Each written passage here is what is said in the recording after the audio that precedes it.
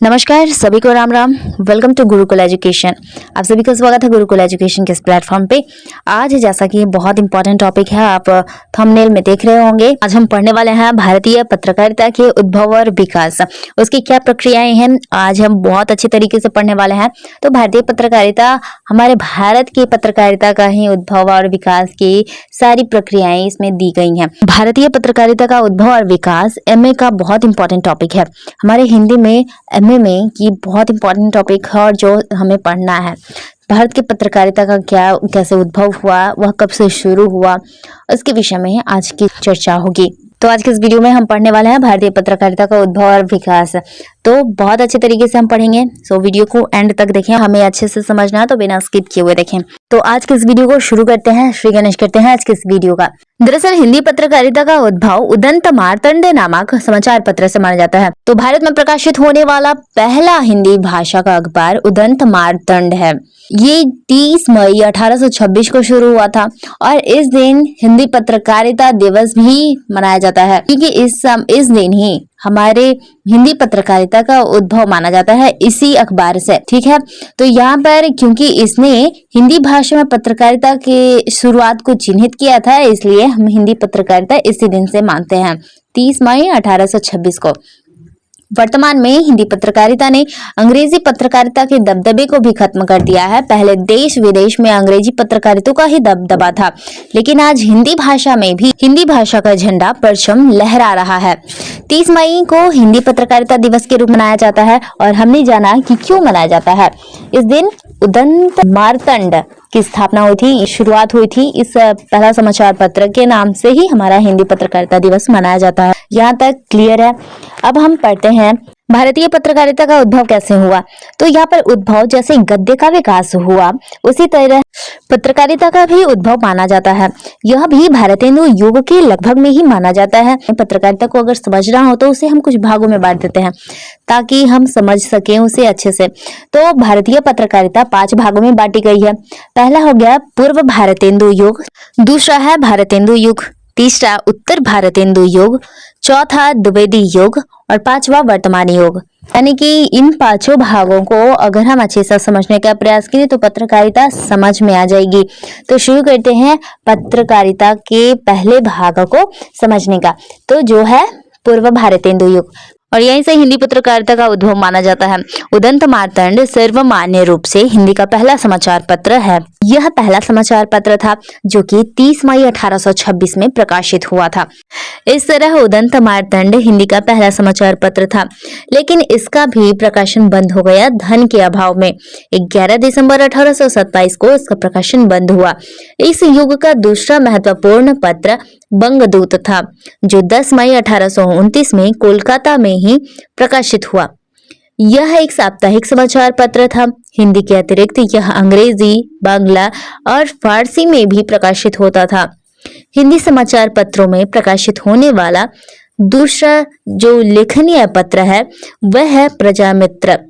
यह 1834 में कोलकाता में छपना आरंभ हुआ। इसके पश्चात बनारस अखबार बनारस से 1845 में प्रकाशित हुआ। इसको प्रकाशित करने का श्रेय राजा शिव प्रसाद को जाता है। पहली बार इस समाचार पत्र में हिंदुस्तानी भाषा का प्रयोग किया गया। ऐसा माना जाता है कि अंग्रेजी शब्दों की हिंदी वर्तनी पहली बार किसी समाचार पत्र में देखा गया, तो इसी समाचार पत्र में देखा गया। इसके पश्चात 1850 में सुधाकर का प्रकाशन हुआ। यह अखबार हिंदी का पहला ऐसा अखबार माना जाता है जिसमें एक ही स्थान पर हिंदी के अतिरिक्त अंग्रेजी, बांग्ला, उर्दू तथा फारसी भाषाओं के अलग अलग पृष्ठ प्रकाशित होते थे। यानी कि एक ही समाचार पत्र में अलग अलग भाषाओं में बहुत सारे पन्ने यहाँ पर दिए जाते थे। बहुत सारे भाषाओं में विवरण और टीका टिप्पणियां दी जाती थी।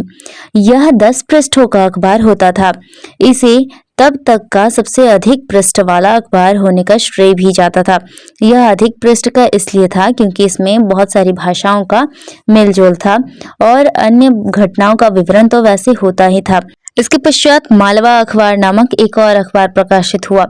1850 में सम्यदंड मारतंड, 1852 में बुद्धि प्रकाश, 1853 में ग्वालियर गजट आदि उस समय के कुछ महत्वपूर्ण समाचार पत्र थे। हिंदी के प्रथम दैनिक समाचार पत्र सुधा वर्षन है। ये 1854 में कोलकाता से प्रकाशित हुआ।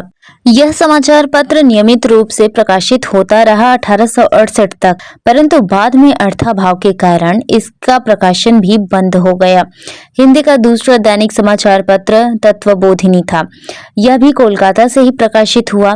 हिंदी पत्रकारिता के इस युग में उर्दू अखबारों की संख्या बहुत अधिक थी। इसके पश्चात अंग्रेजी अखबारों की। सरकार की हिंदी विरोधी नीति के कारण ही हिंदी समाचार पत्रों को आर्थिक कठिनाइयां झेलनी पड़ती थी। सरकार यहाँ पर 1857 का भी बात यहाँ पर चल रहा है। इस वजह से 1857 की क्रांति आई। इसमें हमारे भारत के हिंदी भाषी लोगों ने ही ज्यादा जोरों से अंग्रेज सरकार का विरोध किया, तो जिस कारण हिंदी विरोध में हिंदी के कारण और लोग एक साथ जुड़ पाते थे, जिस कारण हिंदी एक प्रमुख भाषा के रूप में वहां पर जगह बनाए हुए है भारत में। जब भारत के अखबारों में अंग्रेजों के विरुद्ध लिखा जाएगा तो उनके विरुद्ध क्रांतियां भी होंगी। इसी के कारण अंग्रेज जो है हिंदी अखबारों के प्रति उतना उत्साहित नहीं थे, उनको बढ़ाना नहीं चाहते थे। इस वजह से उन्हें पैसे फंड नहीं दिया करते थे और इस कारण ही हिंदी पत्रकारिता जो है इस काल में पीछे रह जाती है। अन्य उर्दू अंग्रेजी से यह पीछे हो जाती है, परंतु इस युग को हिंदी पत्रकारिता के दृष्टि से बहुत उपयोगी माना जाता है, बहुत महत्वपूर्ण माना जाता है और इस काल को प्रयोग काल भी कहा जाता है। भारतेंदु युग के पूर्व ही हिंदी समाचार पत्रों का आरंभ हो चुका था, पर प्रतिकूल वातावरण, साधनों और सहायकों के अभाव में तथा अपेक्षित संख्या में पाठक उपलब्ध नहीं थे। इस कारण यह भारतेंदु युग, जो पूर्व भारतेंदु युग में हिंदी समाचार पत्रों का इतना विकास नहीं हो पाया और ब्रिटिश लोगों के कारण भी यहाँ पर प्रकाशन अधिकतर बंद हो जाया करते थे। तो इस तरह पूर्व भारतेंदु युग प्रयोग काल के नाम से भी जाना जाता है। यहाँ सर्वप्रथम प्रयोग समाचार पत्रों का देखा जाता है। अब दूसरे युग को देखते हैं, जो है भारतेंदु युग।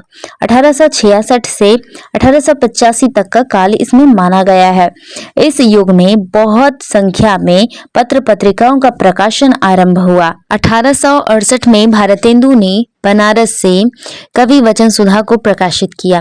इसकी गिनती हिंदी के प्रकाशित समाचार पत्रों में सबसे महत्वपूर्ण पत्र के रूप में की जाती है।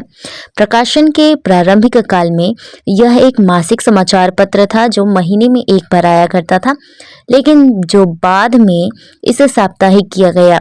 अपने नाम के अनुरूप ही इसमें कविता को प्रमुखता दी जाती थी और समाचारों की संख्या सीमित होती थी, पर बाद में समाचारों के साथ साथ इनमें समाचार आधारित लेख, आलेख, टिप्पणियां और विश्लेषण आदि प्रकाशित होने लगे। इसमें प्रकाशित होने वाली सामग्री अपने समय से कई साल आगे का था, इसलिए बुद्धिमान वर्ग में इसकी प्रसार संख्या तेजी से आगे बढ़ी। 1871 में अल्मोड़ा अखबार का प्रकाशन किया गया और 1872 में केशव राम भट्ट ने बिहार बंधु का प्रकाशन किया। बिहार बंधु का प्रकाशन बहुत ऐतिहासिक महत्व रखता है, क्योंकि इसमें प्रकाशित समाचार अक्सर पुराने और अनुपयोगी भी होते थे। जिस तरह आज बहुत सारी घटनाओं का केवल एक ही घटनाओं पर जोर नहीं दिया जाता, बल्कि और बहुत सारी अनुपयोगी घटनाएं भी होती हैं, उसी तरह बहुत सारे पुराने और अनुपयोगी घटनाएं इसमें दी जाती थीं। स्थान भरने के उद्देश्य से कई बार व्यक्तिगत बातों को भी समाचार पत्र में जगह दी जाती थी। इसका प्रकाशन अधिक समय तक संभव नहीं हो सका। कवि वचन सुधा के अनुकरण पर हिंदी और ज्ञान प्रदायिनी नाम से 2 समाचार पत्र प्रकाशित हुए, परंतु पाठकों की संख्या नहीं बढ़ा पाने के कारण इसका प्रकाशन भी बंद हुआ। इसी समय 1873 में हरिश्चंद्र मैगजीन का प्रकाशन हुआ, जिसे एक प्रकार से समाचार पत्रिका माना जा सकता है। इसमें प्रकाशित सामग्री उच्च कोटि की होती थी, किंतु व्यवहारिक तौर पर इसमें समाचार के बदले समाचार पर आधारित लेख, आलेख, टिप्पणियां, विचार और विश्लेषण दिए जाते थे। कभी कभी 2 या 4 समाचारों पर भी पूरी पत्रिका केंद्रित रहती थी। समाचार की दृष्टि से इसका महत्व इसी अर्थ में कम हो जाता था क्योंकि इस समाचार पत्र में, मैगजीन में बहुत कम संख्या में समाचारों को दिया जाता था, उसको जगह दी जाती थी, जिसके कारण ही यहाँ पर समाचार की दृष्टि से इसका महत्व कम हो गया। इसलिए केवल 8 अंकों के बाद ही इसका प्रकाशन भी बंद हो गया। 1874 में भारतेंदु हरिश्चंद्र द्वारा बाल बोधिनी और हरिश्चंद्रिका जैसे पत्रिकाओं का प्रकाशन शुरू किया गया। इसका उद्देश्य अलग अलग आयु वर्ग के पाठकों के लिए उपयुक्त सामग्री प्रस्तुत करना था। बाल बोधिनी जहां किशोर पाठकों का समाचार पत्र था, इन समाचार पत्रों का महत्व और उद्देश्य को देखते हुए इन्हें प्रारंभिक तौर पर इन्हें सरकार से आर्थिक सहायता मिलती रही, परंतु बाद में इन समाचार पत्रों में निर्भीकता के साथ साथ सरकार का विरोध भी होने लगा। उनके विरुद्ध लेख लिखे जाने लगे, समाचार आदि प्रकाशित होने लगे, इसलिए सरकारी सहायता बंद कर दी गई और इन अखबारों को बंद भी कर दिया गया। 1876 में काशी पत्रिका का प्रकाशन आरंभ हुआ। समाचार पत्र होने के कारण बाद में इसे भी पत्रिका का दर्जा इसलिए दिया गया क्योंकि इसका प्रकाशन भी अनियमित था, नियमित रूप से इसका भी प्रकाशन नहीं हो रहा था। 1877 में बालकृष्ण भट्ट द्वारा हिंदी प्रदीप का संपादन किया गया। हिंदी पत्रिका के इतिहास में इसे बहुत महत्व मिलता है। इसे मील स्तंभ भी माना जाता है क्योंकि यह तब तक का पहला समाचार पत्र था जो लगातार 25 वर्षों से ज्यादा नियमित रूप से प्रकाशित होता रहा। हिंदी प्रदीप लगातार 33 वर्ष जीवित भी रहा। बीच में कुछ वर्ष बंद रहने के कारण पुनः इसका प्रकाशन आरंभ हुआ और इसने दशकों का सफर तय किया। 1878 में कोलकाता से भारत मित्र का प्रकाशन शुरू हुआ।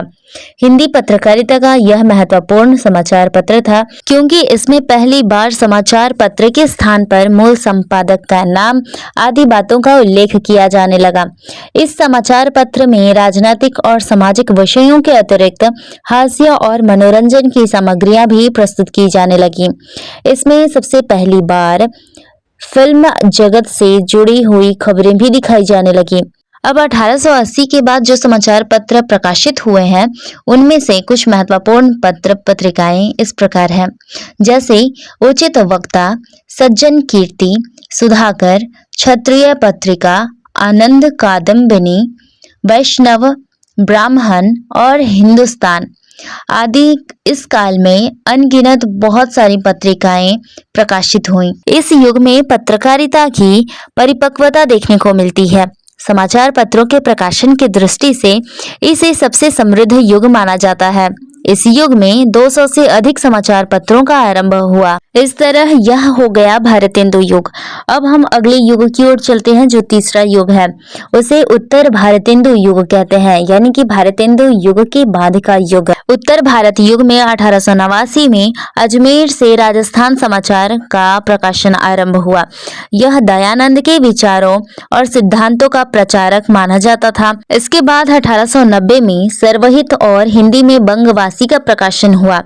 1888 से 89 के बीच महिला पाठकों के लिए सुगृहिणी और भारत भगिनी जैसे समाचार पत्र प्रकाशित हुए। भारतेंदु और उत्तर भारतेंदु में प्रकाशित होने वाली पत्रिकाओं की संख्या 500 थी। उस समय दैनिक पत्र की मांग और साप्ताहिक की मांग बहुत अधिक थे। डॉक्टर राम रतन भटनागर ने इसे हिंदी पत्रकारिता के विकास का प्रकाशन काल माना है। इसी काल में पत्रकारिता साहित्य से अलग एक विधा के रूप में विकसित हुई। भारतेंदु ने ही सामाजिक, राजनीतिक और साहित्यिक विचारधाराओं के अलग अलग विकास किए। इसी युग में 1882 में देवकी नंदन त्रिपाठी ने प्रयाग समाचार का प्रकाशन किया। 1888 में पंडित राम गुलाम अवस्थी ने शुभ चिंतक नामक पत्रिका का प्रकाशन किया। 1895 में नागरी प्रचारणी पत्रिका का प्रकाशन हुआ। इस पत्रिका से गंभीर साहित्य समीक्षा का आरंभ हुआ, इसलिए हम इसे एक निश्चित प्रकाश स्तंभ भी मान सकते हैं। इसी काल में पत्रकारिता को धर्म के प्रचार से अलग किया गया। इसी कालखंड में हिंदी पत्रकारिता ने उन्नति के शिखर को छूने का प्रयास किया। तो इस तरह यह तीसरा काल हुआ। अब अगले काल की ओर हम चलते हैं जो है द्विवेदी युग। द्विवेदी युग 1903 से 1920 तक मानी गई है। अब सन 1900 में सरस्वती मासिक पत्रिका का आरंभ हुआ। इसके साथ ही हिंदी पत्रकारिता की दृष्टि से हिंदी पत्रकारिता पहले से अधिक समृद्ध हो गई और अधिक विकसित हो गई। इस काल में मैथिली शरण गुप्त, निराला जी, प्रेमचंद, जयशंकर प्रसाद, गणेश शंकर विद्यार्थी आदि ने हिंदी पत्रकारिता को नया स्वरूप प्रदान किया। इसी युग में पत्रकारिता की विविधता भी दिखाई पड़ी और बहुरूपता भी दिखाई पड़ती है। धार्मिक और सामाजिक सुधार आंदोलन के बदले राजनीतिक और साहित्यिक चेतना ने इस युग में अपना नया स्थान ग्रहण कर लिया। 1907 में मदन मोहन द्वारा अभ्युदय नामक साप्ताहिक निकाला गया। इसके अलावा 1909 में सुंदरलाल ने कर्मयोगी नामक साप्ताहिक निकाला। 1909 में अंबिका प्रसाद गुप्त द्वारा इंदूर निकाला गया और प्रताप 1913 में गणेश शंकर विद्यार्थी द्वारा साप्ताहिक निकाले गए। तो इस तरह ये सारे जो इम्पोर्टेंट पत्रिकाएं हैं वो सारे प्रकाशित हुए हमारे द्विवेदी युग में। ये सब कुछ महत्वपूर्ण पत्र पत्रिकाएं थी। इसके अलावा बात करें तो इन्होंने अपना महत्वपूर्ण योगदान इस दिशा में दिया। भाषा सीखने के लिए समाचार पत्रों का सहारा लेने की धारणा भी इसी युग में स्थापित हुई। तो इस तरह यह द्विवेदी युग था जो बहुत इम्पोर्टेंट है और इसने इस काल में हिंदी पत्रकारिता को एक अलग ही मुकाम दिया। अब जानते हैं अगले युग को जो है वर्तमान युग। यह युग 1921 से लेकर अब तक चल रहा है। इस युग में राजनीतिक चेतना के स्वरूप में 1921 से ही हिंदी पत्रकारिता ने भी खूब करवटें बदली और यहाँ पर राष्ट्रीय भाषा के रूप में हमारी हिंदी को प्रतिष्ठा मिला। उसे स्वाधीनता के लिए राष्ट्रीय आंदोलन में अपना महत्वपूर्ण योगदान देने का उत्तम मौका मिला। हिंदी का इस तरह से प्रभाव देखकर हिंदी पत्रकारिता ने भी बहुत अपने आप को विस्तृत किया। इस युग में भी बहुत महत्वपूर्ण प्रकाशन आरंभ हुआ, जैसे कि माधुरी 1922 में दुलारे लाल भार्गव के द्वारा हुआ लखनऊ से। यह पत्रिका होने के बाद भी पत्रकारिता से जुड़े लगभग सभी मुद्दों को उठाती रही। इसकी लोकप्रियता इतनी बढ़ी कि उस दौर में भी शारदा और मनोरमा जैसे लगभग 2 दर्जन पत्रिकाओं का प्रकाशन आरंभ होने लगा, जिनमें समाचार आधारित विवरण भी होते थे, समीक्षा भी और विश्लेषण भी होते थे। इस प्रकार चांद, नवजागरण और फांसी इस तरह के बहुत सारे ऐतिहासिक अंक भी यहाँ पर प्रकाशित हुए और यहाँ पर महिलाओं के लिए भी कुछ महत्वपूर्ण अंक प्रकाशित हुए। इसके अलावा कर्मवीर साप्ताहिक, नवजीवन साप्ताहिक, सैनिक, धर्मयुग जैसे साप्ताहिक यहाँ पर प्रकाशित हुए। इनमें साहित्यिक विधाओं के साथ साथ राजनीतिक, सामाजिक और धार्मिक जैसे अन्य विषयों पर भी, उनके समस्याओं पर भी संबंधित विषय के भी प्रकाशित होते थे, विषय भी प्रकाशित होते थे, उनके समाधान भी प्रकाशित होते थे। इस युग में दैनिक, अर्ध साप्ताहिक, पाक्षिक, मासिक, त्रैमासिक और अर्धवार्षिक पत्र पत्रिकाओं का प्रकाशन हुआ। बहुत जोरों शोरों से हुआ, लेकिन उनमें से अधिकांश से ज्यादा जो थे वे लंबे समय तक नहीं चल पाए क्योंकि उन्हें ज्यादा अर्थाभाव हुआ और वे ज्यादा से ज्यादा अपने पाठकों को संतुष्ट नहीं कर पाए। इस वजह से ये बंद हो गए। लेकिन हिंदी प्रदीप, भारत मित्र, हिंदुस्तान आज, स्वदेश, जागरण, आर्यभट्ट, नवभारत और हिंदू पंच जैसे कुछ महत्वपूर्ण समाचार पत्र हैं जो आज भी बहुत अच्छे से प्रकाशित होते हैं।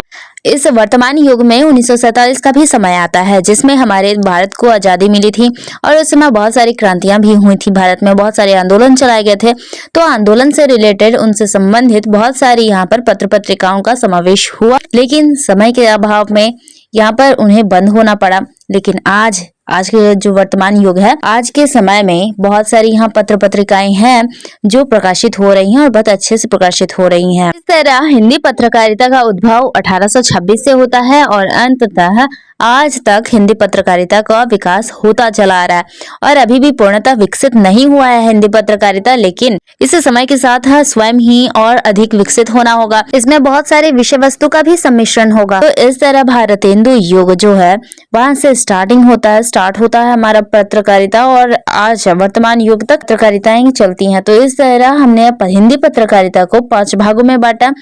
तो पहला हो गया पूर्व भारतेंदु युग, दूसरा भारतेंदु युग, तीसरा हो गया उत्तर भारतेंदु युग, चौथा हो गया द्विवेदी युग और 5वां हो गया वर्तमान युग।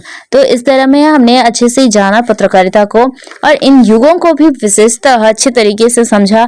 विस्तृत जानकारियां इसके विषय में हमने आपको दी। आई होप कि आपको समझ में आया होगा हिंदी पत्रकारिता, इससे रिलेटेड सारी जानकारियां हमने दी हैं। आपको इस वीडियो को बिना स्किप किए हुए देखना है, आपको पूरी जानकारी अच्छी समझ में आएगी और आप बहुत अच्छे तरीके से क्वेश्चन आंसर बना सकते हैं खुद से।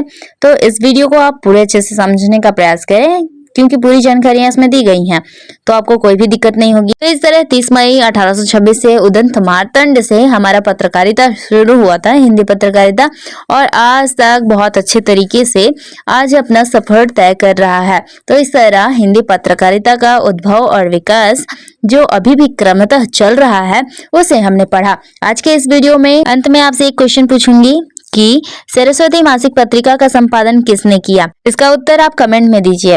अगर वीडियो अच्छा लगे तो इसे शेयर करिए और चैनल पर आप नए हो या फिर चैनल को आपने सब्सक्राइब नहीं किया तो जल्दी से सब्सक्राइब करें। फिर से मिलेंगे नए वीडियो में नए टॉपिक के साथ, तब तक के लिए जय हिंद, जय भारत।